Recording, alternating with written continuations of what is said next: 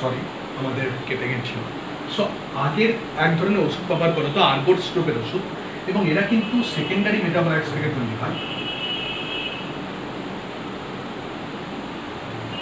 Secondary metabolites হচ্ছে সেই ধরনের সাবস্টেন্স যেগুলো কিন্তু প্রধানত গ্রোথ ডেভেলপমেন্ট এগুলো কাজে লাগে না, যেগুলো আদার বিভিন্ন ফিজিওলজিক্যাল কাজে লাগে, দিয়ে শরীরকে সুস্থ রাখতে সাহায্য করে, তাদেরকে আমরা সেকেন্ডারি মেটাবলাইটস বলি। যেমন উদ্ভিদের কিন্তু প্রপারলি কোনো রেচন তন্ত্র নেই, তারা কিন্তু বিভিন্ন সাবস্টেন্সের মাধ্যমে তারা কিন্তু রেচন পরিত্যাগ করে, মদ, রেজিন এটসেট্রা এটসেট্রা। তো those are all secondary metabolites. তো সেকেন্ডারি মেটাবলাইটস, এবং এরা কিন্তু ওই যে রিসেপ্টার 5-হাইড্রোক্সি ট্রিপ্টোফ্যান রিসেপ্টারকে ব্লক করে, সুমিট্রিপ্টানও রিসেপ্টারকে কিছুটা মডিফাই করে, দিয়ে ট্রিপ্টান মানে ট্রিপ্টান, আগে যেটা পড়ালাম ট্রিপ্টান মানে তিনভাবে কাজ করে।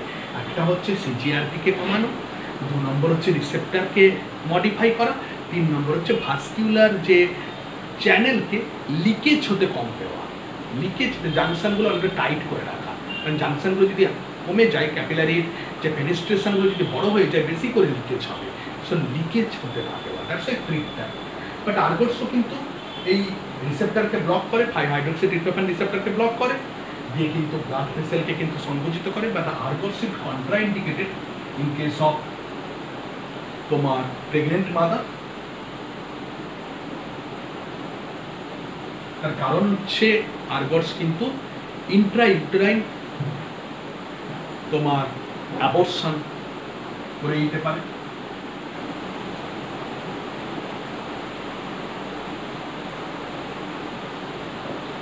আর্গোটস অনেক সময় হেমোরেজকে কমানোর জন্য ব্যবহার করা হয়, তো অনেক সময় হেমোরেজকে কম করে আর্গোটস। তো এইভাবে আমরা, আর ট্রিপ্টানের আরেকটি কাজ কিন্তু বমিকে কমানো, ট্রিপ্টানের আরেকটি কাজ কিন্তু ভমিটিংকে কমানো, নমসা এবং ভমিটিংকে কমানো, তার ফলে কিন্তু খুব ভালো ওষুধ। তো এইভাবে আমরা মাইগ্রেনকে কন্ট্রোল করতে পারি। বাট মাইগ্রেনের জন্য যে সমস্ত ক্ষতিগুলো হয় সেটা হচ্ছে ক্রনিক ইস্কেমিক ব্রেন ডিজিজ, বিশেষ করে ক্রনিক হোয়াইট ম্যাটার ডিজিজ, সেগুলোর ক্ষতি হয়। তো মাইগ্রেনকে কন্ট্রোল করা উচিত, বেটার লাইফের জন্য মাইগ্রেনকে কন্ট্রোল করা উচিত।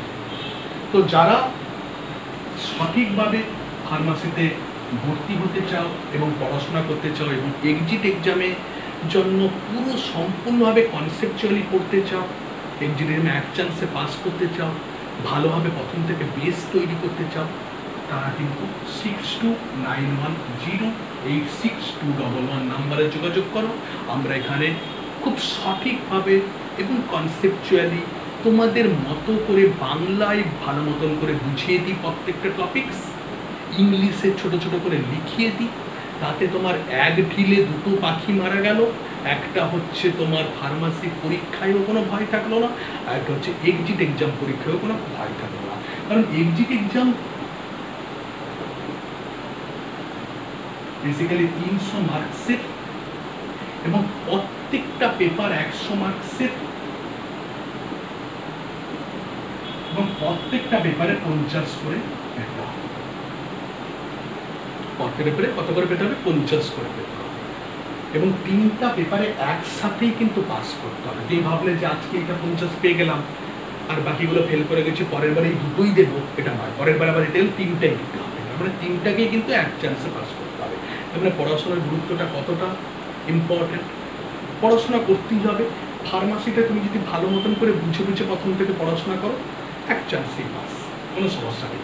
তাই আর দেরি না করে যারা ডিপ্লোমা ইন ফার্মাসিতে ভর্তি হতে চাও, তারা দ্রুত আমাদের সাথে যোগাযোগ করো 6291086211। সবাই পড়তে থাকো, একটুও ফাঁকি নয়, পড়তে থাকো। আবার দেখা হবে। Thank you.